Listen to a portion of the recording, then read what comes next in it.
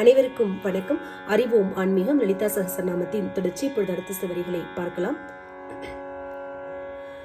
விச்சுத்தி சக்கர நிலையா. அப்ப இதுல என்ன சொல்றோம்னா, அம்பாள் வந்து அந்த 16 இதழ்களை கொண்ட அழகான அந்த தாமரைக்கு நடுவுல இருக்கின்றாள். அதனால விச்சுத்தி சக்கர நிலையா அப்படின்னு சொல்றோம்.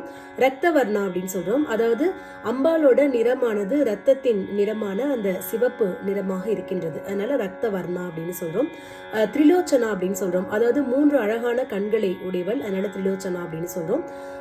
கட்வாங்காதி பிரகரணா அப்படிங்கிறோம். அதாவது அம்பாளோட புஜங்கள் வந்து வாளின் வடிவத்தை கொண்டிருக்கின்றது. அதனால வந்து கட்வாங்காதி பிரகரணா அப்படின்னு சொல்றோம். வதநேக சமன்விதா அப்படின்னு சொல்றோம். அதாவது அம்பாளை வந்து வணங்குவதற்கு அழகான முகம் ஒன்று இருக்கின்றது. அதனால வதநேக சமன்விதா அப்படின்னு சொல்றோம். வக்ஸ்தா அப்படின்னு சொல்றோம். அதாவது நம்மளோட அந்த ஸ்கின் இருக்கு இல்லையா, அதாவது நம்ம தோல்ல தொட்டா உணரக்கூடிய அந்த உணர்ச்சி வடிவமாக அம்பாள் இருக்கின்றாள். அதனால வந்து வக்ஸ்தா அப்படின்னு சொல்றோம். பசுலோக பயங்கரி அப்படின்னு சொல்றோம். அதாவது யாரெல்லாம் வந்து மிருகத்தனமாக இருக்கின்றார்களோ அவர்களுக்கு பயங்கர ரூபத்தை கொண்டு இருக்கின்றாள் அம்பாள். அதனால பசுலோக பயங்கரி அப்படின்னு சொல்றோம். மீண்டும் நாளை மற்ற வரிகளுடன் உங்களை சந்திக்கின்றேன். நன்றி, வணக்கம்.